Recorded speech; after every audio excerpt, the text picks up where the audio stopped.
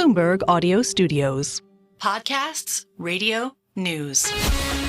This is Bloomberg Businessweek.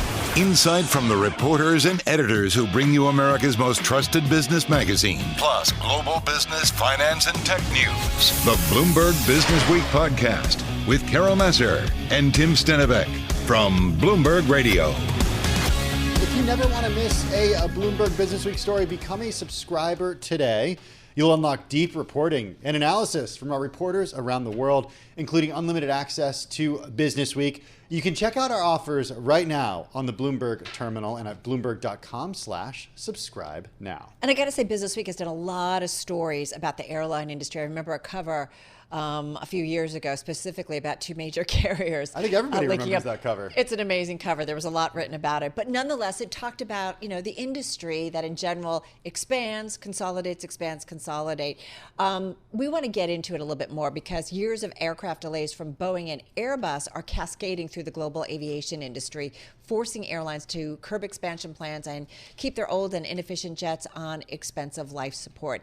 This is a most read story on the Bloomberg, reported out by a Bloomberg News team of reporters. For more, we do head to our London news bureau, and Bloomberg News senior editor in global business, Anthony Palazzo. Anthony, great to have you here with us. Aircraft delays, I think it's safe to say a lot of us understand the Boeing side of things, but we don't necessarily forget or remember the Airbus side of things. So sum it all up for us in terms of the overall delays and what are really the two major players, only players, many would say, when it comes to making airplanes, especially giant airplanes. Yeah, well, thanks for having me, Carol. Yeah. and Tim. It all started back in early 2019, which we all remember.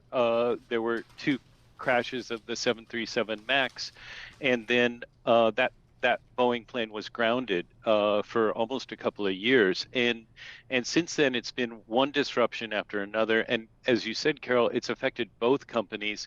I think, it's easy to see that Boeing is in worse shape than Airbus is, but they both use many of the same suppliers, many of the same engine makers, the big airframe company called Spirit Aerosystems that also supplies Airbus.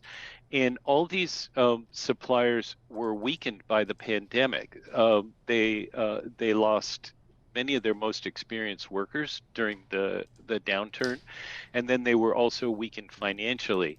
And so all those companies that provide thousands and thousands of parts into these massive planes are still trying to catch up, really, from the pandemic. Okay, so you lay it out there with what the large companies, Airbus and Boeing, are struggling with, why they're actually struggling. And I think it's fair to say a lot of people forget that Airbus is in a similar position in terms of delays, but not the same by any means to Boeing. Now, let's pull that out to the actual customers, the airlines of the world. Right. From the huge state-sponsored airlines to discount European carriers. Take us through what you found. Well, there's a lot of the impact is really landing in the hands of the airlines, or in the lap of the airlines.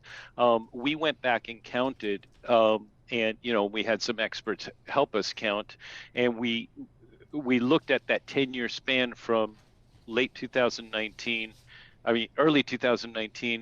through potentially late 2028, which is when people think that there might be some sort of a normalization occurring, and about 1/3 of the narrow body planes that should have been built or that were expected to be built as you entered that period will not be built, and those are planes that just won't be there forever. So the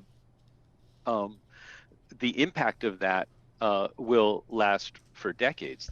These aircraft have a lifespan of minimum 25 years, and then some of them go up to like 40, and so they just won't be there. And right now, so we're far enough into it, to your question, to look at an airline like Lufthansa, which is one of the world's biggest airlines. They're flying old A340s from Airbus and even 747s from Boeing. They're big four-engine planes. They're extremely inefficient. Their materials that were being used on those aircraft are heavier than the more modern, like the 787 and the Airbus A350 that a lot of us fly on transatlantic flights right now. And so it's making it more expensive. So Lufthansa has canceled its flight from Frankfurt to Beijing. And Beijing, as you know, is the capital of China. It's the most important trading partner for Germany. Right. Lufthansa is it's privately held, but it's essentially the state airline, and it's a big problem for them. I got to tell you, Anthony, like Tim and I'm not going to say we're snobs, but you're really into planes. And we will think about, when we're flying and we get on a plane and we're like. I don't think we have a choice oftentimes be snobs, But right? there was a plane we were recently on and we're like, whoa, this is an old plane. Oh, yeah. And it was, to be fair, it was business, but it was like if the plane is listening or watching, you know who you are, because it was a row of like two on the side and then it was like 4 or 5 in everyone the middle. Was kind of sitting together at summer camp. Like a bus.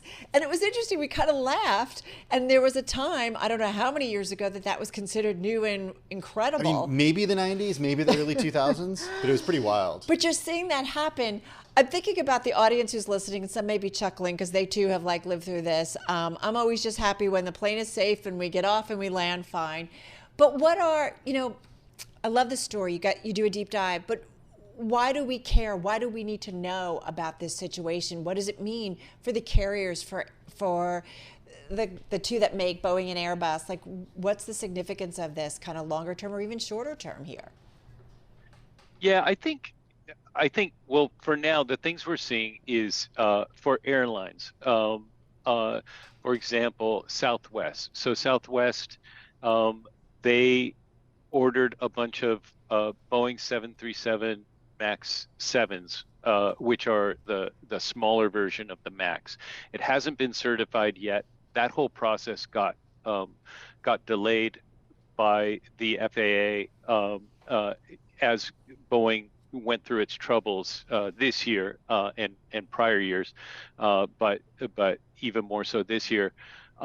So they don't have those planes. So they have to take MAX 8s, which are a bigger plane.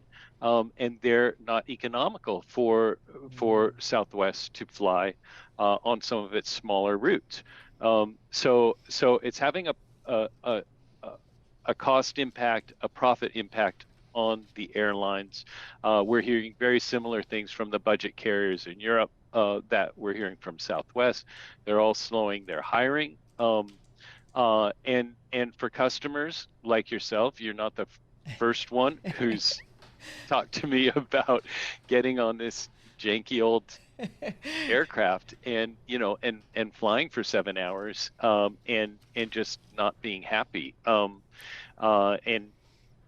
those are two of the big things. Another thing that we didn't get into too much in our story, we've written about it before, but it's the environmental impact. I mean, everybody is really trying to target zero net emissions in carbon. The airline industry has put a target of 2050 on that. We're starting to see some of the airlines pull back on those targets and just say, well, we're not going to meet our interim target for 2030, say. And so all that's getting pushed back. And so it's bad for the planet, bad for cost. Customers get less of a nice experience. You fly in one of the modern the modern wide bodies like the 787, and you don't have as much cabin pressure effect from being that high up in the air because it can handle more pressure. Because it's a carbon shell. Yeah, the innovations there are pretty cool. We spoke to Embraer CEO a couple of weeks ago, Francisco Gomez Neto, who said that they're mulling a new jet, but at the same time, we don't have any plans yet to go bigger, is what he told us right here on Bloomberg Businessweek. What about the Chinese and what they're doing with Comac? What about a competitor, a third competitor coming in and actually challenging Boeing and Airbus? Yeah, I think Comac will be a significant challenger. Right now, it's not. Its planes are not certified in Europe or in the U.S. Both big markets, and they would need to really become a strong contender. The technology that they're using is prior generation, so they're using um, Yeah. American engines. I think GE's on one of the Comacs, Mm. and those aren't the most modern engines. So those aircraft aren't top tier competitors, but they'll be able to Right. compete at the low end of the market and then grow from there, just like the Japanese did with autos and the Koreans and the Chinese are doing right now with electric cars. And pretty soon it takes on a life of its own. All right, great stuff and great overview of kind of what is going on. Two well-known companies, so important to the airline industry. Anthony, thank you so much. Really appreciate it. Anthony Palazzo, Senior Editor in Global Business at Bloomberg News there in our London News Bureau. We should point out Boeing did make a $21 billion capital raise to fix its balance sheet, reporting out today. How does, we'll see how that helps them. It certainly shores up, as we said, their financial situation. But as we've had a lot of conversations around this table, still a lot to go in terms of striking workers, impact on that, and just fixing kind of all of their supply chain situations. I wonder if that flight that we took, that plane that we took, is going to get an upgrade soon. It was an internal. It was a 777. It just had a very old interior. It was probably the original interior from like the 90s. Everybody who came on was like, "What is this?" I was sitting next to a guy who was like, "This is crazy." You're listening to the Bloomberg Businessweek podcast. Catch us live weekday afternoons from 2 to 5 p.m. Eastern. Listen on Apple CarPlay and Android Auto with the Bloomberg Business app. Or watch us live on YouTube. Carol, let's talk about North Carolina. It's an important state. There's an electoral shift underway, or a demographic shift underway, rather, that could shape November's presidential election, as well as the future politics of the state. As its population expands and changes, a state that has only backed one Democratic presidential candidate since 1976, now looks increasingly purple. It's also a story replicated in other 2024 battlegrounds like Arizona and Georgia. Yeah, Shawn Donnan is Bloomberg News economics writer. He joins us from Washington, D.C. on this story. We keep talking about these very, very important states when it comes to the election. Tell us what's going on, though, in North Carolina. Yeah, so look, North Carolina's economy has been booming for decades now, right? We have seen the birth of and growth of the financial industry in Charlotte. We've seen the growth of the research triangle around Raleigh and around the universities there. And the reality is that's continued since 2020. And so you're looking at a different population voting this year than voted in 2020. There's about 400,000 more voters or so in the state this year than there were in 2020. And it's a state that Donald Trump won by 74,000 votes or so in 2020. That was his narrowest win around the country. So we took a dive into where exactly those people are moving and so on. And one of the big things that you come back with is you've had rapid growth in Raleigh and Charlotte and other big metro areas. But then there's this really intriguing kind of group of counties around those metro areas that are these kind of red suburbs that are seeing a huge influx of people and where that's changing the politics. So it's interesting because at first blush, going from red to purple sounds like good news from Democrats. But you and the team write that this is a cautionary tale. How is it cautionary? Well, I think so one of the people I sat down with when I was down there recently was Anderson Clayton. She's the 26-year-old chair of the Democratic Party in North Carolina. And she's one of those people who shakes her head a little bit when you start talking about demographics, because for years, Democrats have been hoping that this influx of people into the county, mostly from up north, would change the politics and would swing the state towards Democrats. When Barack Obama won it in 2008, and he's the only one who's won it, only Democrat who's won the state since Jimmy Carter did in 1976. there was a feeling that, okay, that's the beginning of a trend, and it's been anything but that since. And one of the things that we see there is the rise of unaffiliated voters, and that is these kind of independents, people who choose not to affiliate with either Republicans or Democrats. And they're now the biggest voting group in North Carolina in this election. There's 450,000 more of them this year than there were in 2020. Yeah, it's kind of fascinating. Like, just to kind of build on what you were just talking about in Tim's question, what I love about, again, your story is you're talking to people on the ground. And just because you're seeing some movement, some migration of people down east, I have it in my own family, East Coasters in the New York Metro who have gone down south increasingly. But again, it doesn't mean everybody who's going down there is going to vote Democratic. I mean, you talk about, tell us about Christina Jeffries and also Shannon Halliburton, as you say, a cautionary tale, because the reality on the ground is much more complicated. Yeah, so on paper, Christina Jeffries is someone you'd expect to vote as a Democrat. She moved to North Carolina a few years ago from Rhode Island. She grew up in Boston, which is obviously a Democratic stronghold and has been for a long time. And what you discover is that Christina Jeffries is a diehard Trump supporter to the point where she's named 5 dogs after Trump in one way or the other. She would know that Trump does not like dogs if she were a diehard Trump supporter. And there's one named after a vice president too, right?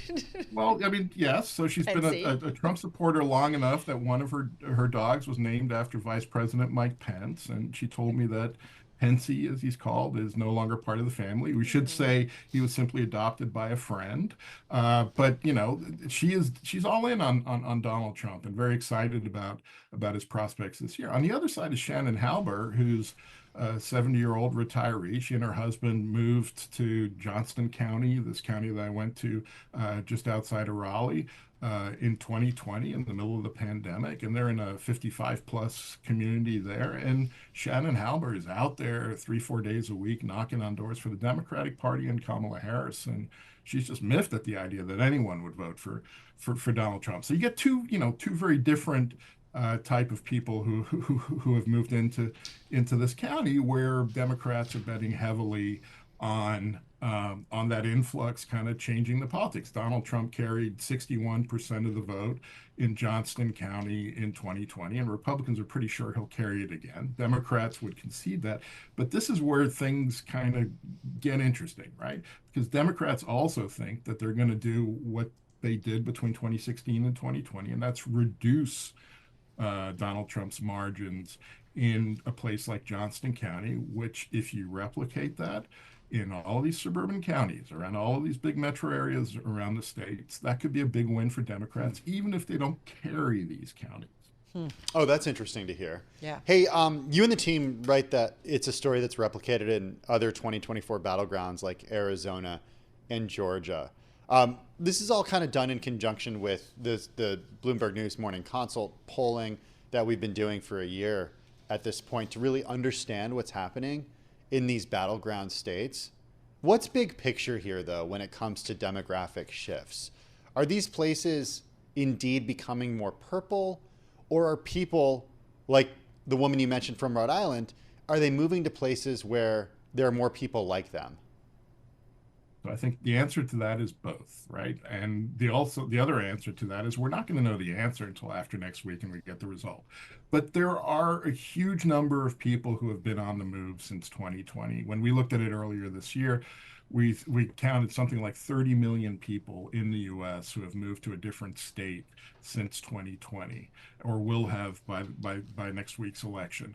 I was in a place in Dane County, Wisconsin, and wrote about it earlier this year, and that's a Democratic stronghold, which is also the fastest growing county in the state, and where they expect to run up more blue votes there. That is one reason why Democrats feel pretty good about the state of play in Wisconsin, even as polls show things are pretty narrow. In Arizona, it's harder to kind of figure out the dynamics because it's just so tight there. But Maricopa County, outside of Phoenix, in the Phoenix area there, it's going to have something like 300,000 more people in it by next week. voting in this election, right? So it's the numbers have just changed, and we know that demographics have changed. We know that this is a huge economic force that is changing the economies in these places. We don't yet know what the political impact of that is, but there's a lot of signs that that could be or could have a big impact on the result next week. Yeah, especially, in races or in general, this race considered so close, Shawn, that even a few votes, right, can potentially make a difference. And I don't know whether it means it will sway whether those 16 electoral votes of North Carolina end up in one camp or another, but it does seem like these are significant changes that could certainly impact the outcome. Absolutely, and it also could have an impact on state races. So one of the people I hung out with for a while in Johnston County when I was down there is a woman called Shannon Castleberry. She's the chair of the local Democratic Party, and she is obsessed with turnout and these kind of micro wins, if you will. If in the 2020 election, these are her calculations, if in the 2020 election they had increased turnout of Democrats by 1% in Johnson County, it would have only led to 402 more Democratic votes. That doesn't sound like many, but the incumbent Democratic chairwoman of the state Chief Justice of the state Supreme Court that year lost her election by 401 votes. So if you'd had that 1% increase in turnout in Johnston County, you would have had a different result in that very important judicial election. Is that a message, just in 30 seconds, is that a message that's being received in that area?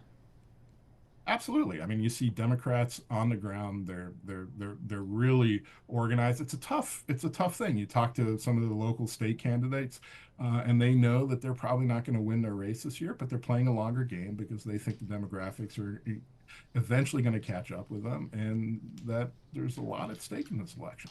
Yeah, and I think about how this longer term plays out as people are moving around. For so long Americans weren't moving around, right? Pandemic really changed some of that, and I just do wonder longer term how it will play out in the elections, not only next week, but also to come.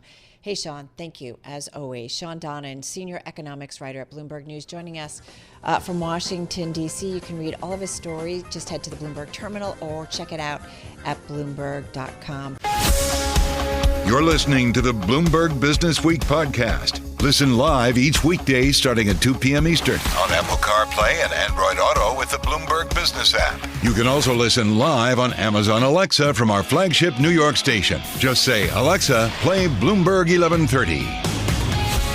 Hey, let's get to another edition of Bloomberg Plugged-In. It's your weekly look at the world of EVs. And when President Biden leaves office next January, he will leave behind an electric vehicle landscape dramatically different from the one he found when he entered the White House. What will happen to that landscape here in America? Well, the nearly 6 million EVs that populate it, the growing charging network that supports it, and the tax breaks and other financial incentives that have helped it get into gear hinges big time on who steps into the Oval Office after President Biden. Ed Ludlow is co-host of Bloomberg Technology on BTV. We don't know what's going to happen at the election, but we know Ed Ludlow is not going to be in the White House. He's going to be here no January matter who's 20th. in the White House. He's going to be here with us. He joins us from our San Francisco bureau.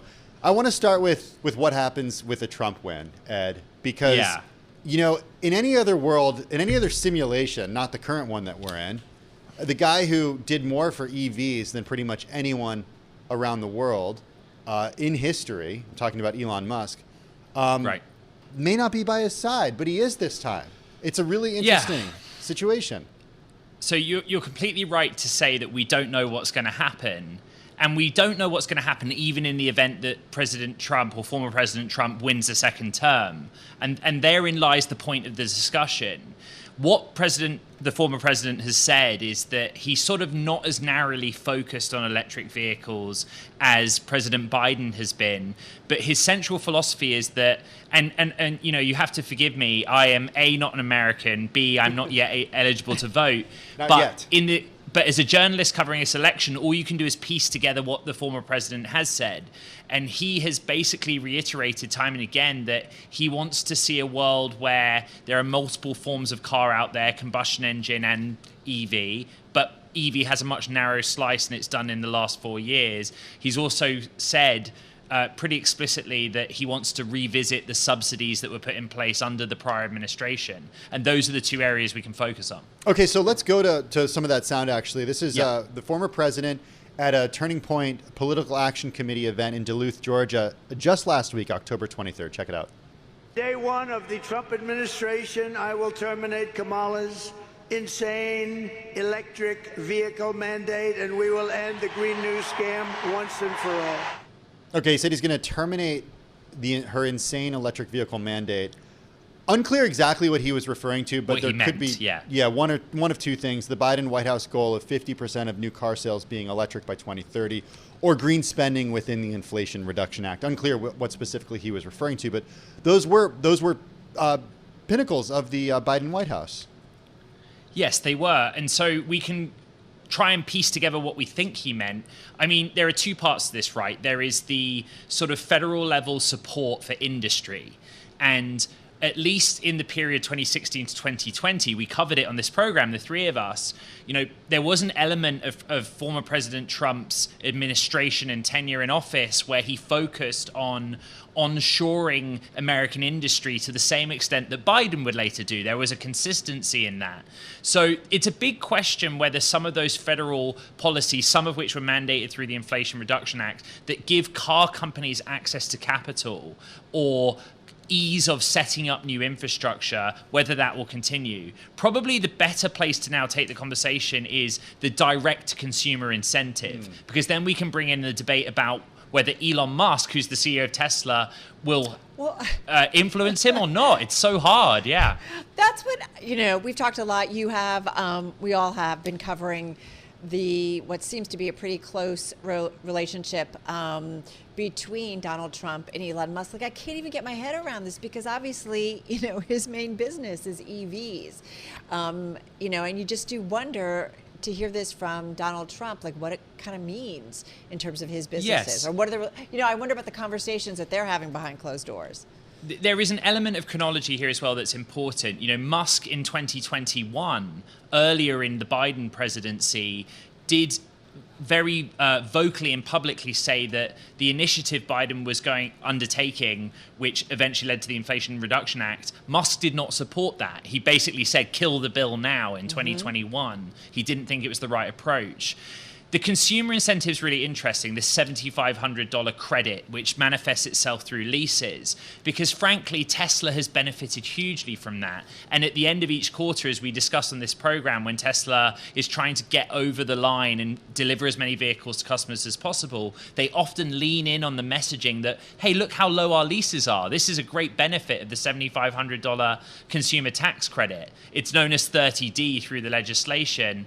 And so, it's going to be really interesting to see. We do not know if Musk, who may or may not have some kind of role in a Trump presidency or administration, would try to influence that. But what Musk has said is do away with the incentives. He thinks that Tesla would benefit because he feels that the incentives give advantages to the likes of Ford and GM that aren't in the best interest of the industry overall.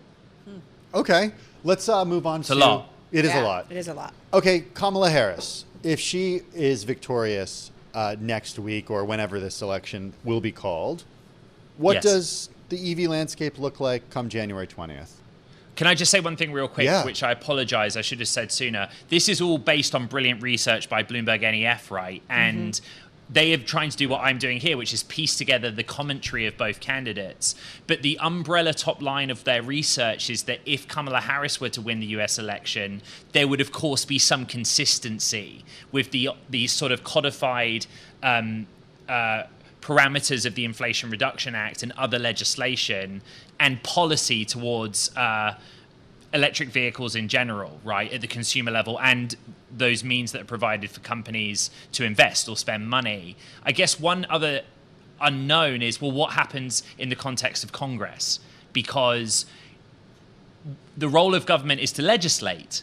And whether Trump is in the White House or Kamala Harris is, if you have a split Congress, it will be very difficult to pass legislation one way or the other. And that's a really important note in that research from BNEF. Yeah, that's a good point. Okay. So continuation or the surprise under, maybe not surprise under Donald Trump. A lot has to do with Congress, Ed. If you're an executive, Elon Musk notwithstanding, at one of these firms, maybe the head of GM, Mary Barra, or if you're Jim Farley over at Ford, how are you navigating this?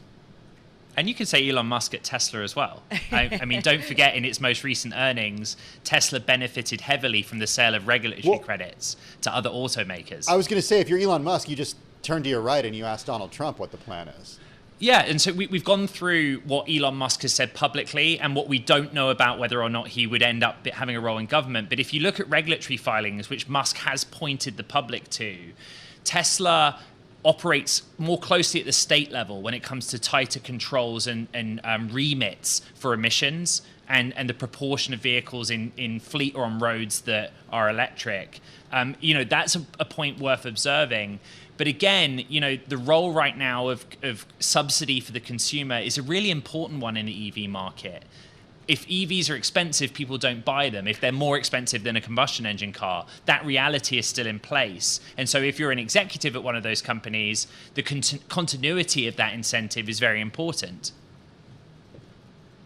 All right, so I don't know. I feel like there's going to be so many questions. I feel like there's a lot of dynamics in the EV market going on. Yes, political, but also consumer demand, as you said, and we've had the conversations about hybrids being more interesting. We had the story about Ford, high cost pressuring their profit outlook. I mean, all of these automakers are trying to gauge, right, consumer demand, like where they need to be after a very, very dramatic pivot where they focused on EVs. You see the long game. What is the long game? The world continues to shift. China's certainly buying up a bunch of EVs. Does this shift continue? Is it just a case the speed right now has slowed down? Yeah, I mean, what's so fantastic about our in-house research at Bloomberg NEF is it comes down to economics, household economics, right? If you think about life, after the home which you rent or buy, the car is often your next most significant expense. And so the reason that it's important to track the economics, the relative price of an EV versus a combustion engine car, is that that's how people think about it, their head, their heart, and their wallet. That's kind of the mentality of the consumer. Now, Ford has posted very terrible earnings because it has some idiosyncratic problems. And it comes hot on the heels of Tesla having a really strong quarter and giving us growth projections that would suggest actually that there might be something happening in consumer attitudes to EVs. Things might be improving somewhat after a period of growth slowing down, the rate of growth slowing down. All of this is uncertain because elections are uncertain. One more question that I have, Ed, Please. is about infrastructure. And it's about the charging facilities. You have an EV. There's range anxiety out there. What role does the government have in subsidizing or creating charging facilities around the country? Yeah. So the big criticism that Elon Musk and many others actually have put towards the Biden administration is that the Inflation Reduction Act and other executive orders provided for billions and billions of dollars specifically for EV charging. And if you look at those that have materialized, literally been built and installed in roads around the country, there aren't that many. Tesla, of its own private volition, has built an enormous network. And so there's a role there because legislation provided for the money, but then actually doing it, building stuff, physical stuff, didn't materialize. How would that change under a Trump presidency? Literally do not know the answer. But it's really worth debating and asking the question because, go back to the household economics thing, range anxiety and access to chargers is also a factor that the consumer considers. We've been talking about that for many years now. Yeah, interesting stuff. I don't know. A lot of questions, but I'll be watching, including our Ed Ludlow. Ed, thank you, as always, co-host of Bloomberg Technology on Bloomberg TV. Shares of Tesla, by the way, they're up about 21% since they reported earnings. Remember, it was a strong report. Yeah, that was a huge report. Yeah. I'm driving in my car. I turn on the radio. How about you let me drive? Oh, no. Who's gonna drive you home? Honey, please, I'll do the driving. Drive on. Excuse me, I want to drive. It's the question that drives us. This is the Drive to the Close That funky music will drive us till the dawn. on Bloomberg Radio. All right, TikTok, everybody. About 18 and a half minutes left in today's trading session. You just heard Amy Morris breaking down the trade higher on the S&P and the NASDAQ 100. NASDAQ 100 up more than 1%. We've talked a lot about the Treasury trade today, some upbeat consumer sentiment numbers, also job openings, a low number there, so showing strength once again in the U.S. job market. And so you've got the 10-year note with a yield of 4.27, and you're looking at that 2-year note with a yield of 4.11. Okay, we're going to talk munis we with Nick Venditti right now. He's Senior Portfolio Manager. He's Head of Municipal Fixed Income Team over at Allspring Global Investments. He's joining us here in our Bloomberg Interactive Brokers studio. I want to get right to part of your note that we got from Paul, our producer here, where there's a strong scenario in which the election benefits munis here. Yeah, absolutely. Look, I think one of the key issues on the docket is taxes and what's going to happen with the expiration of the Trump tax cuts. So is it only if Harris wins or if Democrats win that you think there's reason to be bullish on munis? I think there's a super bullish reason to be on munis if Harris wins, right? If you believe blue, then you probably believe that your marginal tax rate is going from 37 up to 39.6. And the value of the tax exemption at 39.6 is incredibly, incredibly attractive. But even under a Trump scenario, right, if you believe that Trump can kind of kick the can on keeping tax rates low for the next 4 years, I still think probably all of our tax burdens are going up. And the reason for that is because you have a whole bunch of municipalities throughout this country who are required to balance their budget. In the last couple of years, they've done that with the benefit of COVID cash, stimulus money. That's all bled out of the system. Now they're going to have to do it the old-fashioned way. And the old-fashioned way is us. And so even though your federal marginal tax rate might not change, I think your tax burden is likely going to go up under either scenario. And then the value of the tax exemption becomes pretty powerful to any portfolio. Well, so, not every region the same, right? And I am curious when you look across the country in particular, where you're seeing some interesting activity. We just did a story earlier with our Shawn Donnan about, migration that's going on in the United States, and people are moving around. Older people are retiring or semi-retirement, moving from the Northeast down south, and we're seeing some impact perhaps on the, electoral voting maps. But I am curious when you look at the muni maps, if you will, what that might mean. So walk us through some of the regions and maybe some of the issuance that you're thinking about. I think, look, demographic trends take a long time to play out, but they are absolutely impactful. I mean, we've seen that historically in this country with places like Detroit or Allentown, Pennsylvania, or Buffalo, New York, where anyone who could kind of leave left for a long period of time. They went elsewhere. Now, a lot of those places are seeing a revitalization, which is helping, but to the extent that you're seeing out-migration from areas, that is detrimental to tax receipts, to economic activity. And we've seen that from some of the Northeast states down to Florida, friendlier tax states like Texas, those types of things. And over a long period of time, it can benefit the winners and hurt the losers. I want to lay out a scenario here that if we were to think back to about 4 years ago exactly, might not have been that crazy, but kind of sounds crazy today. So bear with me. You're an investor in munis in California or New York. It's the midst of the pandemic. Nobody's going to work. Unemployment is high. You're concerned that without any federal money or bailouts of the specific municipality you live in, that your munis could go to zero because you're concerned that maybe the president will not provide funding to states that were not friendly to him during an election. Is that a crazy thing to think about?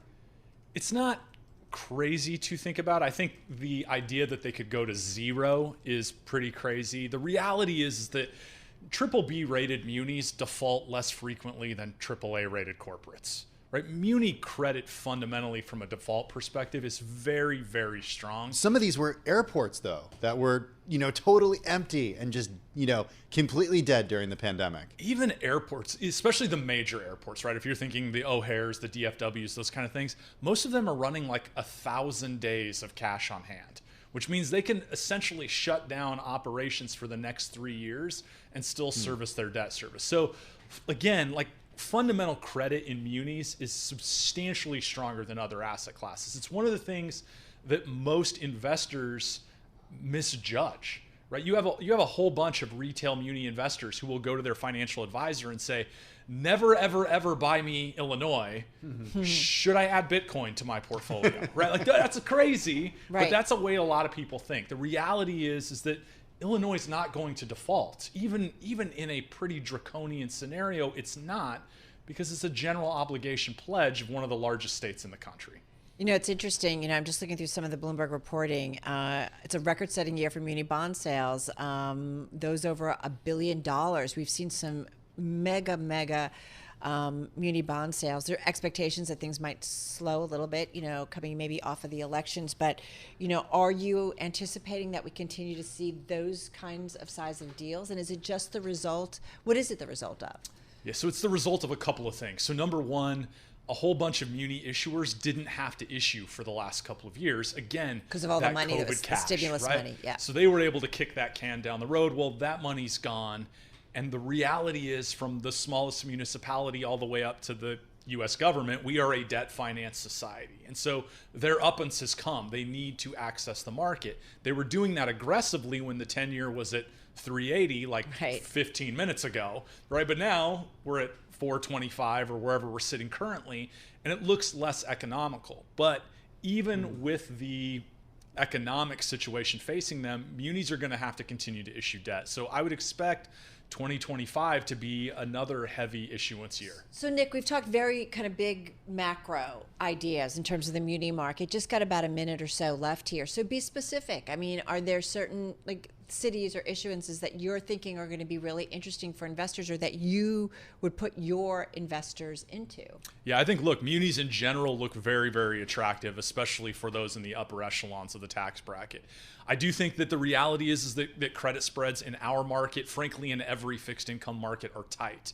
And so investors should be aware of that. They should be allocating money higher in the credit stack. So think A-rated and above as opposed to A-rated and below. And that tends to guide you to less offensive sectors, things like local geos, essential service revenue. Okay, so that's what you would suggest. Nick, thank you so much. Really important market. Nick Venditti, he is Senior Portfolio Manager, Head of the Municipal Fixed Income Team over at Allspring Global Investments, joining us right here in our Bloomberg Interactive Brokers studio. This is the Bloomberg Businessweek podcast, available on Apple, Spotify, and anywhere else you get your podcasts. Listen live weekday afternoons from 2 to 5 p.m. Eastern on Bloomberg.com, the iHeartRadio app, TuneIn, and the Bloomberg Business app. You can also watch us live every weekday on YouTube and always on the Bloomberg Terminal.